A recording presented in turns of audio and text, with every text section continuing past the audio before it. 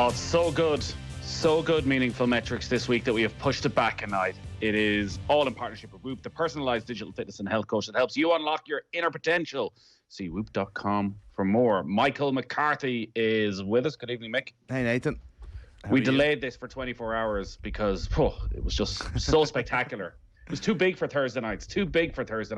You're talking about the metrics behind the qualifiers. Absolutely, yeah. So the All-Ireland qualifiers back, of course, this year. It's the last 12 games this week. So, that's always something to enjoy. There's lots of history in them. I'll get to them in a few minutes. But I want to talk a little bit about this week's fixtures. But before that, to just go back onto some of the legendary fixtures. 19 years of the qualifiers, Nathan. Did you know that? It started in 2001. Wow. And we haven't had any since 2019. So just straight 19 years. This is the 20th year, I suppose, is probably the hook more so than anything else. So I've got some stats and some figures and some metrics. Can't believe nobody's been talking about the 20th anniversary, Mick. Well, look, the first time it happened, Galway won. Well, 19 years so far, 13 of the All-Irelands in that time have been won by what would you call unbeaten teams or provincial champions. 6 through the back door. But all of those 6 were in the first 10 years of the qualifiers. So what would that say? What would that tell you? That the Dubs keep winning Leinster and keep winning Dublin and skew all the metrics. They do, yeah. It is mainly Dublin, but actually there's a little bit more in it. Is there a greater polarisation in general between the good and the middling teams in that time that would tell you, because say Kerry win a lot more Munster titles than they used to back in the day, which is something that we'll get to in a couple of minutes. So of the 6 teams that won through the back door, Galway the first year ever at the qualifiers, 2001, Tyrone have done it twice, Kerry have done it twice, and Cork in 2010 are the last team to do it. What about Mayo? What about Mayo? Give me the Mayo-ness. So I actually have very little Mayo in there because, funnily enough, they've never won All-Ireland since the qualifiers have come in 2001. I don't know if you know that about them. There might be a little bit of Mayos later on. Repeat fixtures, though, right? So in the 19 years, we've had 19 of them. Obviously, this is something that never existed before 2001. We're going to have one with Donegal and Armagh this weekend. And slightly good news for Armagh, if you're looking at them. Of the 19 games that have played, the previously beaten team has won 10 of them, which actually speaks to a kind of an incredible parity in the game, really, doesn't it? That it's that even. Looking through of those 10, right, Kerry have 4 of those 10 games. All 4 of them have been against Cork. This is an incredible stat that I've come across on the qualifiers. In the first 9 years of qualifiers, so between 2001 and 2009, Cork and Kerry met twice in the championship on 6 different occasions. So, and here's one for the Cork fans. I already hit Colin Buig with this one outside. Kerry won the second fixture on all 6 occasions. And they're 8 out of 8. I'm not surprised. No, well, geez, all 6 times. Wow.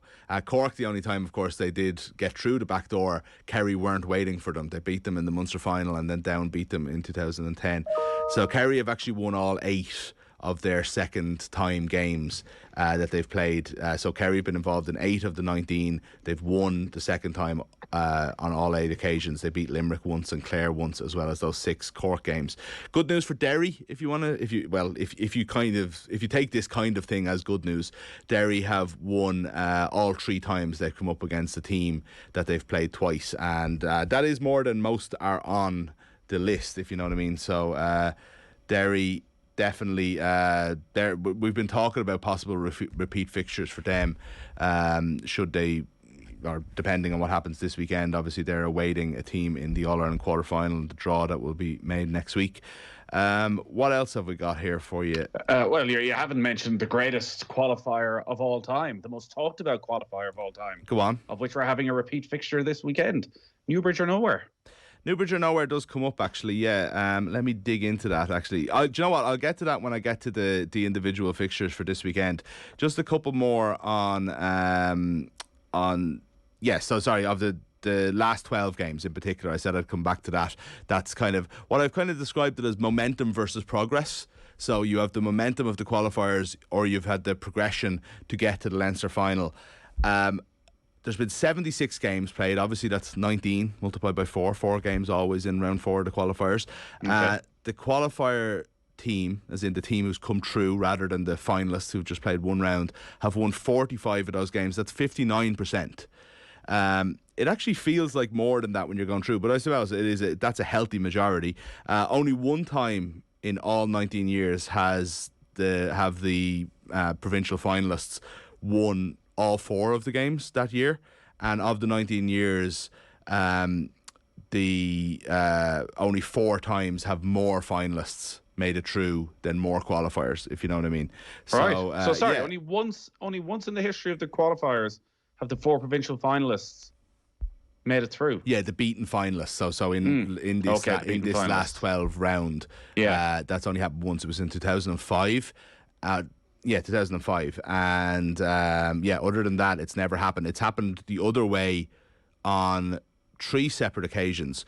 One of which, actually, the last time it's happened in there was 2010. I think 2010 is famous for being a wacky year in general, because all 4 provincial champions lost their All-Ireland quarter-final that year. That was the year of the Down Cork final.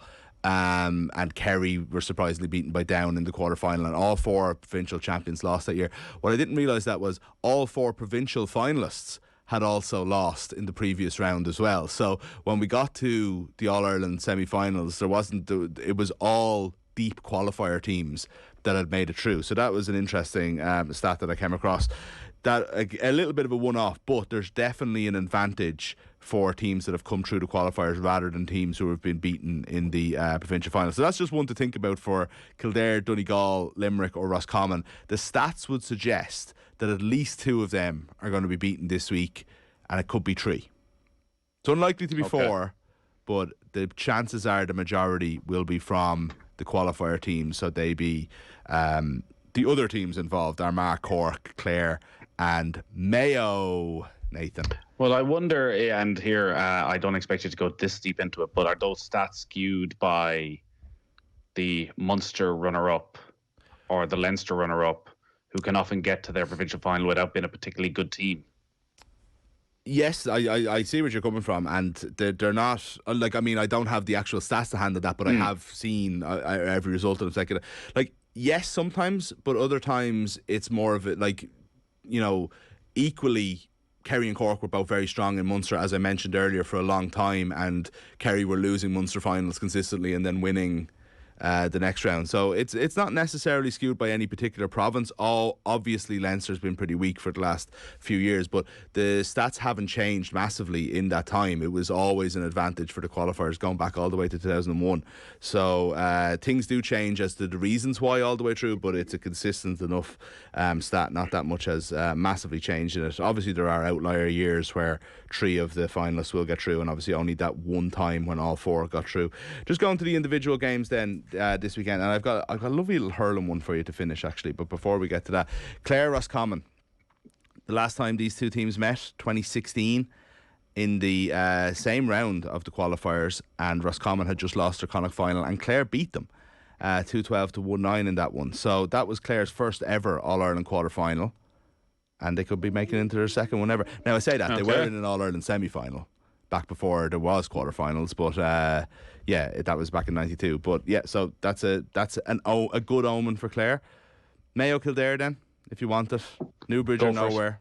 Yes. The only stat I really have on that was, other than that Kildare won that game, was that Mayo, it's the only time that game in 2018 is the only time that Mayo haven't made an All-Ireland semi-final since 2010.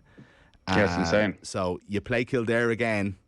You know, it can keep Crow that. Park, practically a home pitch for Mayo. Sure, I know, but you know, if they lose it, at least they can keep some lovely symmetry to their records. Okay. And go on to next year with still that. Only one team has stopped us from. Delightful. Yeah. So sorry. Do you want something more on Mayo? I feel like I've let you down a little bit. It's fine. There's, you can't fake the numbers.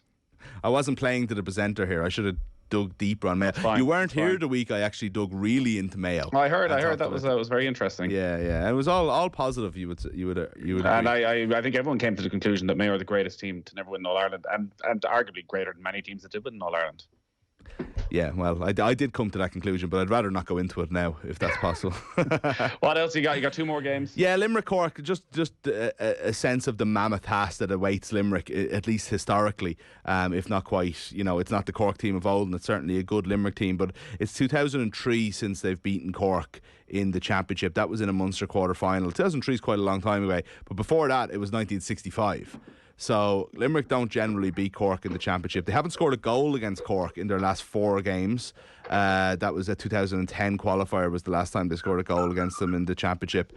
And of their last 5 meetings, which Cork won them all, the largest winning margin was 21 points. And they got the last time they got it anywhere close to them was in 2010, which was a 2-point defeat. So, yeah, history would suggest Cork in that one. And then, of course, we mentioned our man Donegal and all the stats around teams who have played each other before, which would certainly at least put Armagh back into the mix anyway. But they haven't beaten Donegal in the championship since 2010. And they also haven't. They haven't got past. Donegal haven't actually made past the quarter-final since 2014, which isn't really too relevant to this week's game, but was something that I was surprised at when I saw it, considering it feels like Donegal have been at the top table a lot longer. And a very quick one, Nathan, before we finish, and you can ask me any follow-up questions. Do you know what? I've got stuff on Antrim Cork here that I'm going to ignore. Go on. Oh, that's harsh. That's to suggest that these games aren't important. Kerry versus Wexford, an old rivalry renewed in the preliminary quarter-finals. Wexford won't like to hear this, Nathan. Kerry have a 100% record over Wexford in the hurling championship. Based on how many games? Well, they played each other back there 130 years ago. Right. Standalone clash between the two teams, and Kerry won it. More relevant, I suppose, is their record in the championship this year at Austin Stack Park. Only 1 out of 3 for a team that made it to the final of the Joe McDonagh. Not great. They played down Meath and Offaly, and they only beat Meath, who were kind of the whipping boys of the Joe McDonagh. So that probably bodes well for Wexford. But history's against them. That 130-year stat. The weight of history when they or maybe it's 130 part tomorrow. Exactly, yeah. Or 130 years waiting for revenge, simmering. That's it. For such a long time. So on the beaches of Curracloe, they do be talking about it. Both of those games now available to stream, actually, which was a nice change that happened during the week. So you can, with the Tailteann Cup semi-finals and the 4 qualifiers and the 2 hurling preliminary quarter-finals, you can have a feast of GAA this week. You just have to plan your days around it, I guess. Michael, always a pleasure. Thank you, Nathan. Meaningful Metrics and Off the Ball in partnership with Whoop, the personalised digital fitness and health coach that helps you unlock your inner potential. Check out whoop.com for more.